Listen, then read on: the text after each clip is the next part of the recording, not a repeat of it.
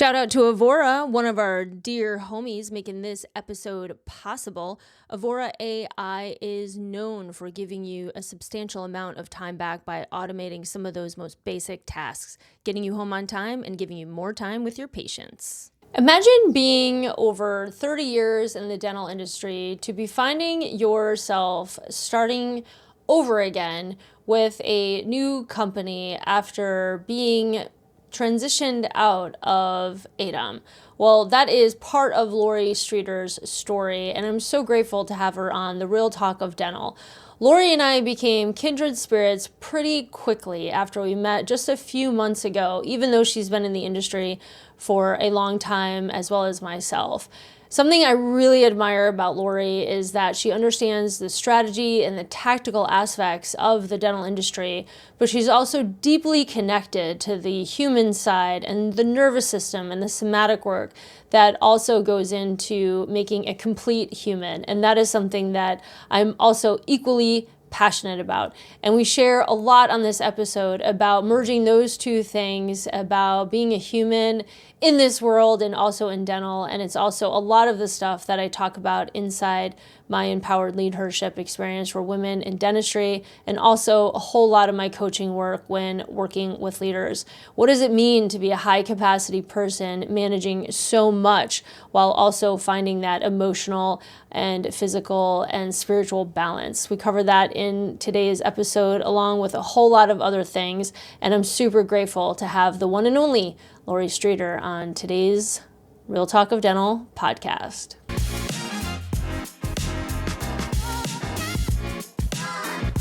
Welcome to the Real Talk of Dental.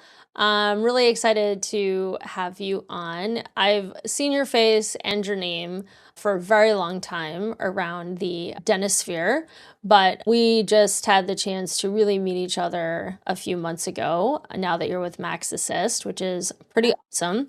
And you have been in the dental space for 37 years, which is incredible, and also means you have a hell of a lot of wisdom. And I also really love and appreciate about you that not only do you have a lot of skills and awareness about the industry itself, but you also have a lot of wisdom and passion for what's going on below the surface of a human. So energetically, nervous system, somatic, all of that work, which definitely speaks my language. So I can't wait to dive into today's conversation. Good to be here. Excited. And it's been a pleasure knowing you and getting to know you. And I absolutely love your podcast now. So I'm excited to be on. Yeah. Awesome. So one of the things we had been chatting about was there's a lot of people like us in the dental space, you know, what I like to call high capacity, high achieving women.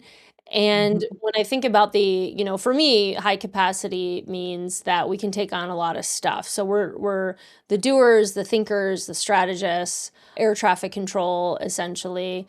And we can multitask like nobody's business, and we can just take on a lot. And with that, I think a lot of people don't know, I'm learning what being a high capacity person, the amount of care that needs to go into tending to ourselves so that we continue to stay high capacity if we want to, and also be able to show up in the way that we want to serve. And it doesn't necessarily have to be, you don't have to be a woman, and you don't have to be, a lot of doctors too, like just the idea of high capacity meaning taking on the emotions of others, the tasks, a lot of the decision-making, critical decisions every single day. I don't think people recognize how much we manage on a day-to-day basis, in addition to the amount that we consume information, like social media, networking, television. Like there's just so much information coming at us at all times, in addition to what we do every day too. And I know this is a big subject for you in the sense of nervous system regulation and having people really pay attention to it. So in your decades of experience and seeing now the result of a lot of people taking on so much, like what are you seeing? What are your thoughts? Why is this such an important conversation for you? Yeah, no, I appreciate you giving a platform for this. So, luckily in my career, I've been able to work with thousands of dental office managers. So, that's really like my lens. And part of the reason I felt that way, and I know that, people are like 37 years, that's a long time, but I started as a dental office manager. So, I spent 12 years in a dental practice, kind of being that person that everybody went to. And I was really good at being a chameleon where I was like, who do I need to be for the hygienist? Who do I need to be for the assistant? Who do I need to be for my doctors? What does this look like? And I was so busy being everybody's everything that I didn't really focus on, but who are you? And what is your role here? And what are you carrying for all these other people? And I meant literally like backpack full of rocks kind of carrying so that they can function and do their job. And I think so many times there's usually a person like that in a practice. It may not necessarily be the office manager, but somebody is always trying to carry the emotional weight for people. And they're usually the people that have been, burdened by that sometime in their younger life. Or they're just simply motherly and nurturing, and they're coming at you with, let me hold that for you. Let me take care of that for you. And although I think you and I have chatted about we're both very strategic, that we can, look at things and formulate them in a way that makes them a very positive outcome. I think the dysregulation comes when you take on everybody else's things and then you can't use your strategy well because your strategy has been, well, wait a minute, let me just grab that all up. Does that help? Like, I think that there are so many people in dentistry and every industry, I'm sure, but dentistry as a whole that are like this because they show up in this familial type role. There's like a mother and a father and the kids and the bad one and the good one and the happy one. There's a hierarchy and a circular function to a family style where you go to work and you're with these people all day long. You get to know them half the time better than your own family. So I'm all about making sure that leaders and teams understand that they don't necessarily need another leadership book. They need some emotional regulation and some nervous system reset. So although a lot of people know me being in dental, I'm a certified therapeutic coach, and part of that learning was understanding how we step forward into the world and why we do the things that we do. Yeah, you're speaking my language for sure. And I always say self-awareness is the key to the kingdom. And I think what you're saying is true. And you really have to know your operating system, right? Something I joke about, with people is, I was born in 1978. And so I'm operating, is my operating system, from 1983, does it need to be updated? Have I missed a few updates? And I love that. I think people don't recognize that they're operating on like DOS, like the original operating system, and they need to update to, I don't even know what we are now, like iOS, I don't know, 100 or whatever we're at now. And so Yeah. that's what's really running the show. And if you don't have that awareness to recognize like, oh, this is for me to own. And I think that's something that's really cool too. And a lot of the similar coaching work as you is when you are able to take your own power back, because so many people look at the external and like, to your example, like, oh, if this assistant would just stop being this way, or if this hygienist would just figure this out or stop doing this, then I'd feel better. Where the reality is, what part of this is for me to own and what can I change or what can I adjust? And when you start recognizing like your own responses to things and how you process things, that changes the situation.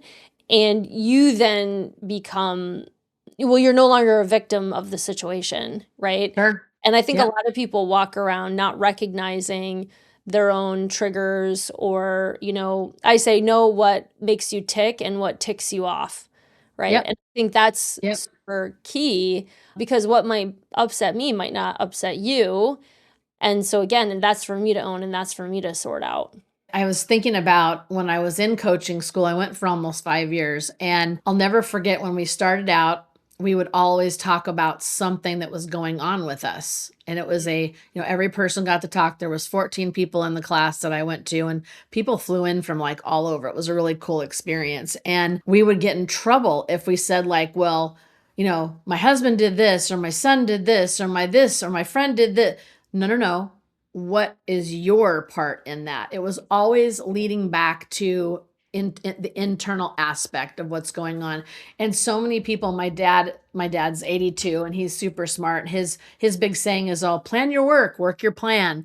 So I grew up with that mentality, a very, very regimented. I go to work, I do this, and so we basically know what's comfortable. That's why people often think, like, why do people stay in practices that are toxic, that buzzword that everybody uses? It's because probably somewhere in our upbringing there was something toxic, and so it feels familiar, so we know how to manage it. I go into a room now and because of my own background, I'm automatically eyeballing any type of risk in the room. I'm looking for what's coming at me. And I approach my dental practice very much the same. And I want to say something to you that you'll be like, seriously? So I put the very first DOS system into my dental practice. That's how old I am. So when you said you were born in 78, I'm like, oh yeah, me too. I just started when I was 10 or something like that. So yeah, there's a model of what I learned when I was coaching about how we process information. So there's an outside stimulus. Usually it's visual and verbal, where we hear it and see it, right? That's how information comes to us.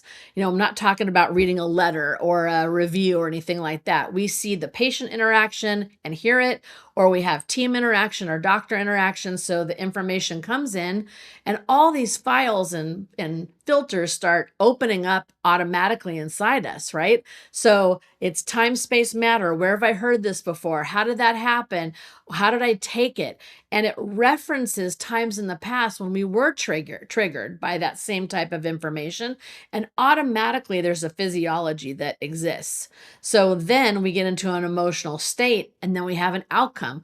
All that happens within like milliseconds before our big mouth gets us in big trouble, because we're either triggered, or the things that happen when I guess I'm jumping ahead. So when that first happens, you start thinking to yourself, like, you either distort it, you generalize it, or you delete it, right? So all of a sudden, if she says, I like your top, you're going, oh, of course you're looking at you either make it something it's not, or you go, yeah, that's just, she always says stuff like that. Or Mm. what, you know what I'm saying? We do that immediately. And it's so sad because we're built this way. And it really, that filter that we're putting everything through is some kind of judgment, Mhm. and it gives us a state. So I think understanding, it helps us in relationships. It helps us when we're working with someone. If you're working in a practice and you're consulting or you're speaking, you've got an audience in front of you, people take things differently, and you have to be aware that everybody's filters are not, one size fits most. They're individual to those people. So I learned a lot about teams and how your general reaction to something actually dictates what kind of messy filters you have. Mm. So clean your filters. That's Yeah. my first takeaway today. Clean your filters. Yeah, there's that old saying, when you change the way you look at things, the things you look at change. Yes. And I sometimes do encourage people to try out a new set of glasses for a day. Like, oh, what if you just experiment and Yeah. look at it through this lens? And sometimes people are more open to that, because Mhm. we get very stuck and rigid in our beliefs, and our Mhm. judgments. And so if you just play around a little bit, like it's an Yeah. experiment, it makes it a little more manageable or doable. But you're Yeah. right. There's somebody that I knew a while back, and every time I would say something, she would have this reaction or response, and it would be like, "But no, that's not what I meant at all." And it was always this like distorted perception of Mhm. what I was saying. And then it made me really insecure, because I'm like, what am I saying? Yeah. Like, am I an asshole? Like, I can think what? Like, I feel like I'm being really nice about this, and I'm not. Like, it wasn't like, that was a far stretch from what I actually was Sure. trying to convey. But what it Yeah. does over time is I could sense internally, like, I wanted to say less and less around this person, because Sure. everything I was saying was getting distorted. And I think Yeah. that's something people don't recognize too when it comes to like communication, when they see somebody kind of dim their light or maybe they're not sharing as much. And this happens in personal relationships too. I've worked with, Sure. working with leaders, of course, you end up hearing about the relationships and Mhm. marriages and things like that. And you can tell after time, like a lot of times couples just stop talking to each other, right? Because there's that constant, like anytime someone says something, it's like Mhm. misunderstood or misconstrued. And they just get to a Sure. point where they're like, what's the point of even talking to you? You're going to just bark at me or take it the wrong way anyway. Sure. And so I think a lot of people experience that in their personal lives, but then that also Mhm. happens in the office too. Like you Yeah. start to see people dim their light and stop speaking up and stop taking risks and start going for it. And you Yeah. think something's wrong with them, but we Mhm. never consider, well, maybe I haven't created an environment for them to nurture that, you know? Yeah. Yeah. And look, I work for a software company, so it's very hard for me to say this, but a lot of times systems and software aren't the problem. It's creating an emotional safety for your Mm. team, for your patients. And these buzzwords get thrown around, and I know it's hard for us to understand where to place them sometimes. Like, how does this fit in? How do I as a leader make my team feel emotionally safe? That comes from how we feel first. If I feel safe in the environment, I'm going to reflect that out to everyone that I meet. So I love where you and I are headed with this. I think it's not talked about enough. And then there's going to be people out there that are like, wah, wah, pick up your big girl pants and let's get going. And I think there's room for that too. But I think we have to be very careful that if we don't recognize these things in people, we wonder why people. I was reading something the other day that said, I think there's 30% more people this year than last that are working from home. Mm. And there's all these people that want to work for billing companies because they're not inside a dental practice. And there's all these people that don't want to work, or they work for you for a little while and you've put so much emotional burden on them and the practice weight and all the things, because a lot of times dentists will go, here, oh, you're good. You carry this. You carry this backpack. And then all of a sudden they quit and they wonder why they quit. So we think that we have a high turnover right now in dentistry, which, I've argued that yes, we do. However, why are people leaving? Why are people not wanting to be in an environment where you're like boxed in with other people? And I'll tell you a quick sidebar if you have a minute with Yeah, me. of course. So you and I chatted about, so when I was in coaching school and out of that, I became a Reiki master because I love the idea of hands-on healing. And I don't want to get too woo-woo, but I will share with you that one of the things doing Reiki with clients that I realized is that I would ask them, let's look at your backpack, like what you're carrying. And I would go through this visualization where I would take like a rock out of the backpack and I'd ask them how many rocks are in there. And they'd tell me 12 or 5, or, everybody seemed to always have a number of what was in there. Mm. And I would take it out and I'd say, there's writing on this rock. What does the rock say? And I would ask them, and they would always know what was written. It could be my work, it could be my husband, it could be anything. And they would tell me that. And as I would slowly take all the rocks out, they would then tell me when there was none left. The problem is, I think we have a bunch of people running around like, what is those famous company that might, Patagonia? They got these huge Patagonia backpacks, like they're going to the Maldives, right? And they're climbing the biggest mountain and they're like carrying the weight of the world all the time. And the sad thing about that is somebody along the line convinced them that that was their job. So I don't know about you, but I try to look every day to make sure I don't have a backpack on and make sure I'm not carrying as much. And I can tell you the way my career has shifted over the last year, very hard to go from something I knew how to do for 17 years and then all of a sudden do something new.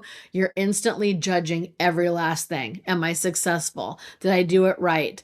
Did they like what I did? It's a whole new dynamic to shift and change into something new and have to then perpetuate. How do I feel about this now? What are my success markers? So, be very careful about the backpack. It's really important not to have it on every day. And if you do have to wear it, only put the things in it. I don't want to leave this out. I would have people put things back if they felt they were important to carry. Because Mhm. let's face it, If you're a mom, I'm not going to have you take your 5-year-old son's name out of the backpack. Of course, it's going to be in there. It's part of who you are. So you got to be careful that what you're carrying is yours and what you truly feel responsible for. And then you feel good about it. Then you feel like, oh, this is a weight I can carry. It's very different than people just going, hold still, throw it in her backpack. And that happens all the time. Yeah, it's such a great analogy and visualization, all of the things that we carry. And the longer we're at it, and the more responsibility we have. Like I was talking to a friend recently and she was like, the 20-year-old version of me would just go for it. What's wrong with me? Why won't I take these big risks anymore? And I was like, I see that and I understand that. And you also are responsible for a lot more, right? Like in our 20s, we didn't have as many things that we were accountable or responsible for. So yeah, you can still take bigger risks. And we also want to make sure that we're being responsible and not reckless and just, throwing it all away. So there is that like delicate balance, right? This episode is brought to you by Avora, the AI platform helping dental practices save time and improve case acceptance. Avora records patient appointments, creates complete clinical notes, and sends them directly into your practice management system. It also analyzes treatment conversations and gives doctors and treatment coordinators practical feedback to help more patients move forward with care. Practices using Avora save up to an hour per provider each day and have increased case acceptance by up to 25%. Hello! Spend less time documenting, have better conversations, and get your team home on time with Avora. Shout out to our sponsor, Medix Dental IT, the coolest homies in cybersecurity and tech in dentistry. You want to know these guys because they actually value the humans behind the tech and they're super relatable and super fun. Shout out to Medix Dental IT. You're the real deal. Before you and I started and we hit record, we were talking about like, when do we know it's enough? Right? And I think that's something that's really interesting for people like us that are what I call strivers, right? And we want to do good work and we want to create value and make a difference. And, something I struggle with is, and I've gotten a lot better, but it's a conversation I have, especially because, both my parents are gone now. My mom died when I was 14. My dad passed away 2 years ago. And I don't have any children of my own. So when you're at my age, both your parents are gone, you don't have any kids, I had this like existential crisis for like a few months. And maybe it's still going, I don't know. But I felt it for 2 months. And I felt very like untethered. And it was like, what am I doing with my life? Like, what does this all mean?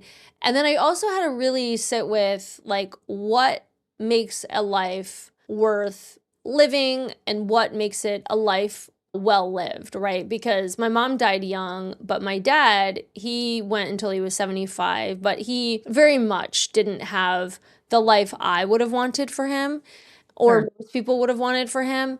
And one of my good friends who's a death doula, I was like grappling with him dying. I knew it was coming, but, I just kept struggling with like, damn it, he didn't have the life I wanted for him. And she very quickly responded like, well, who are you to say what makes a life like enough, And said, what if the whole point of his existence was to have you kids, like who's to say like what the point is of a life? And that really struck me. And then I was like, crying my eyes out when she shared that. But because it's like, I grapple with almost the burden of being smart enough to know like what I'm capable of or what's possible. And then, the more access we have to information and what's out there and all of that, it just makes me question like, when is it enough? And I'd love to hear from you too, just on your take with it, or maybe you're still in the process too. And that's just something we all deal with on a daily basis. But I think there's so many high achievers, do-gooders, in dentistry. I mean, of course in the world, but especially in dentistry too. And I think a lot of people struggle with that topic. you know? That's a beautiful point. And I can tell you, I think the question of, are we enough never ends, right? Hmm. My parents are still alive. So I've got the opposite situation. They're both 82. They're changing.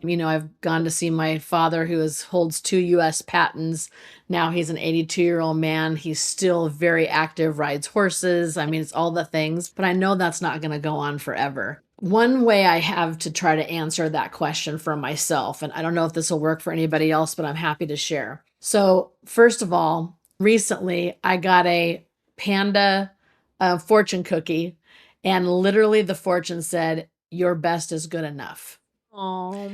And I think I keep it in a little dish and on my where I get ready in the morning. And, that did something for me because you notice it said you are good. It didn't say you are good enough. It said your best is good enough. And I think a lot of times we measure ourselves based on, I could have done it better. I could have done it better. We are always, most people, not the bad people, whoever the bad people are, but not the bad people. We're all doing the very best we can. No one gets up in the morning and says, I'm going to make somebody else's day shitty. I'm going to, be a terrible employee. Most people don't wake up like that. If they do, they have a different problem, right? But here's how I learned to measure. And this is going to sound weird, but I want you to think of a scale, like so, a opposite end. So there's victim and there's perp. So you're either a victim, woe is me, this always happens to me. How many people that are like that? Or they're like, oh, it's terrible. And then there's other people who are like, I tend to be more on the perpy side. So suck it up, buttercup, let's go.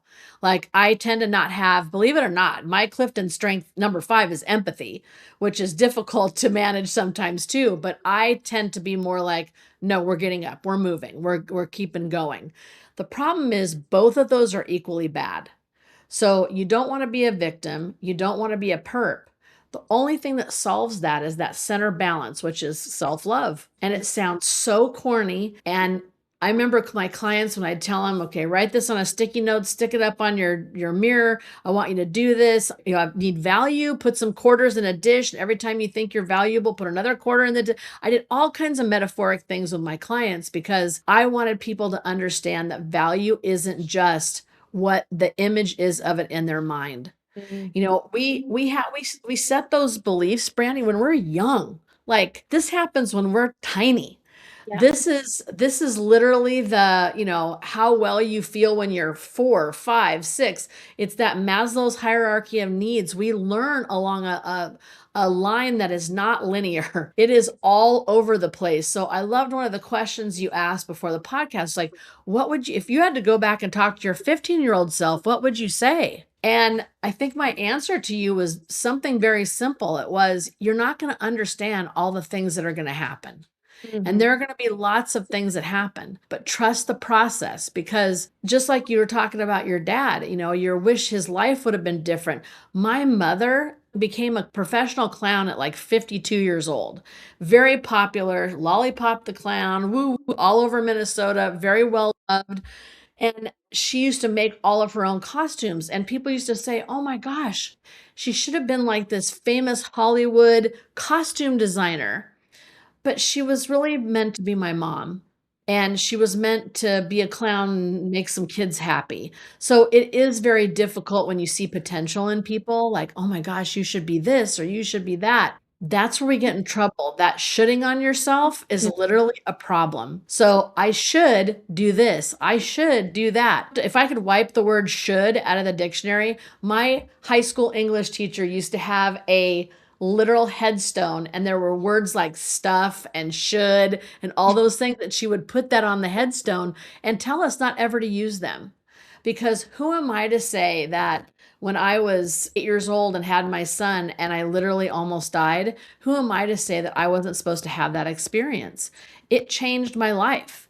These little things either come in big moments or they come in small, quiet moments. And what we do with them is the most important. So the thing to ask yourself is, in this moment, am I a victim or am I a perp? Or am I actually loving myself? Because that balance in the center is where we shine. It's where our true, authentic, human, raw side comes out.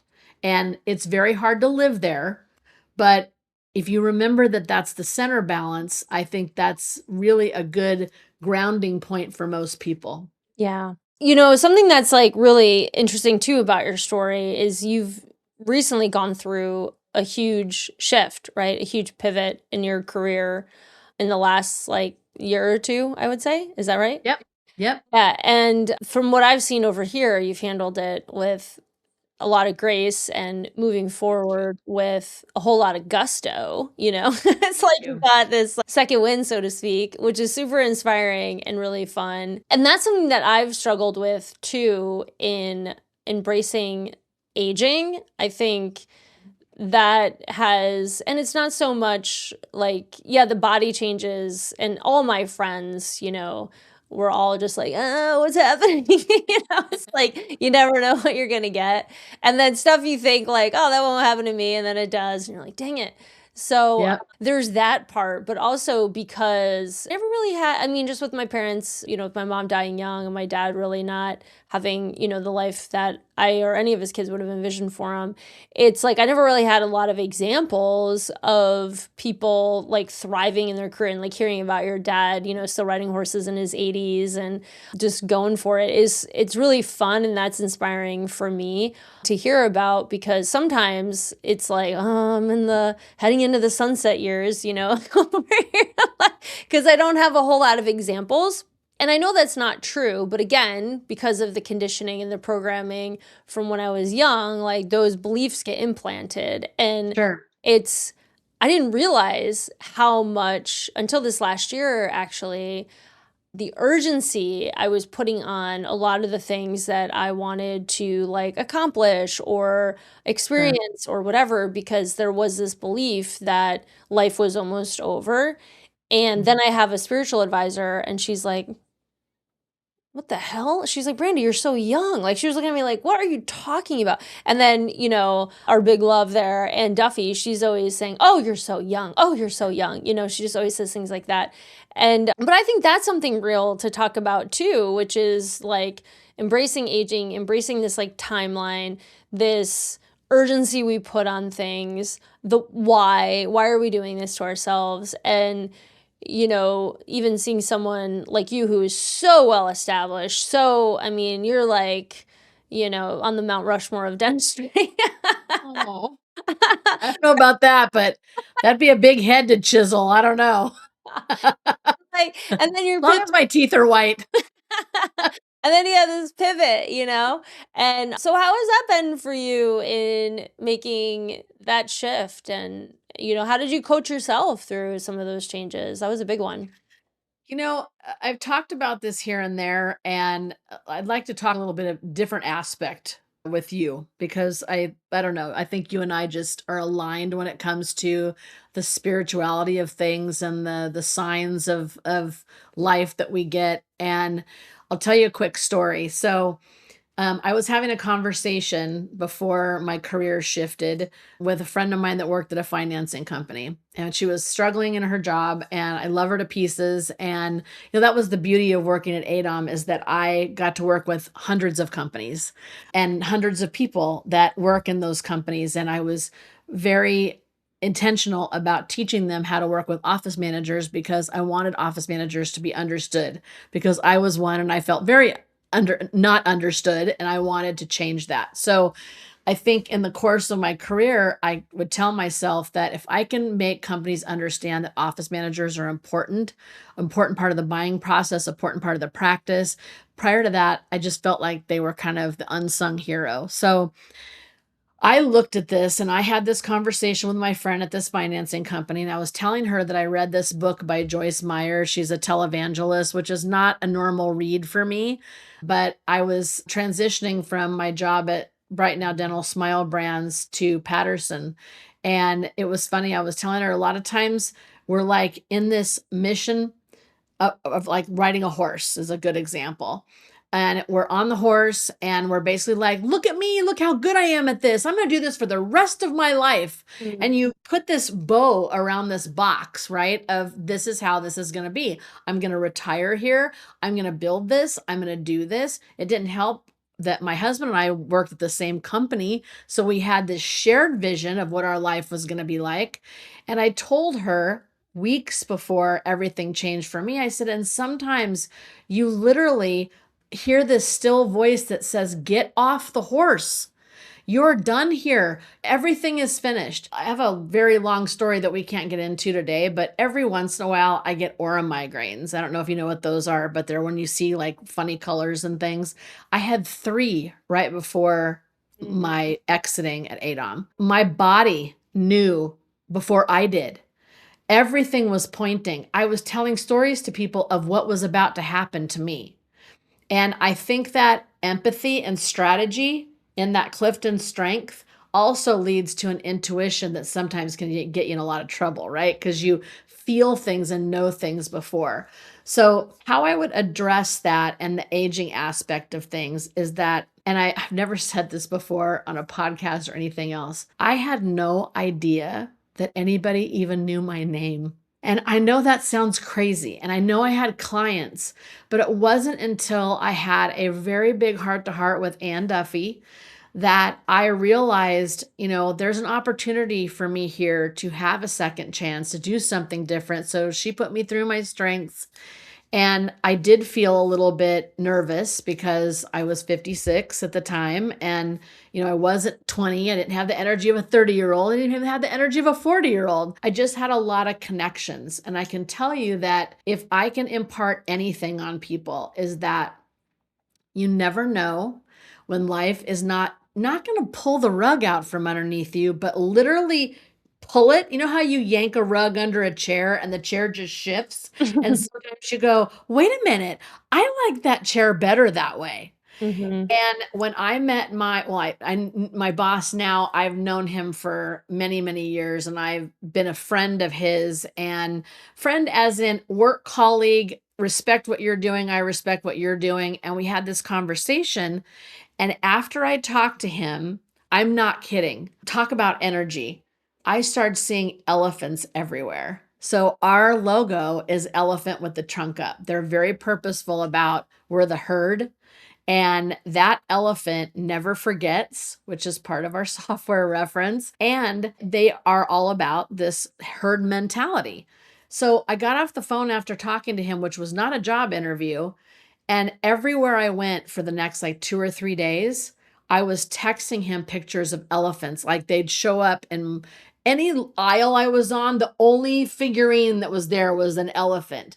And I'm telling you, Brandi, when the universe talks to you and says, this is the right way, if you look for the signs, you are going to get them. And my biggest takeaway out of all of this was I wasn't too old.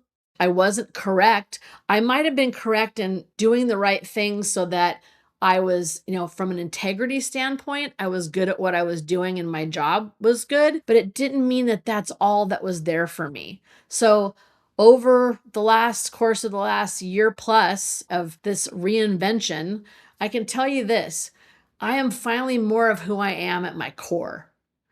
And I did that because number one, fear could have won, but my saying that I love that I think I invented is fear is for fools and lion tamers. If you're a lion tamer, you need to run out of the cage. You need to be afraid. But fear is also that false evidence appearing real. And me saying to myself, does anybody even know who I am? Sometimes it only takes one person. And for me, that was Anne. It takes one person to say, are you kidding? A lot of people know who you are. Come on, we'll help you. It'll be fine. We'll give you a place to land. And I think now in my career, I have a marketing team. I have people that work for me. All I want to do now, and Crystal Spring from our Do group, I don't know her super well, but she said to me one day, we were on a call, she said, you need to really rewrite your mission statement. And I'm like, I don't even know that I had one. And I thought, yeah, I did. It was AADOM's mission statement. That was my mission statement, right? I took it on personally. So I rewrote mine, and it was so simple. It came immediately. She leaves them better than she's found them.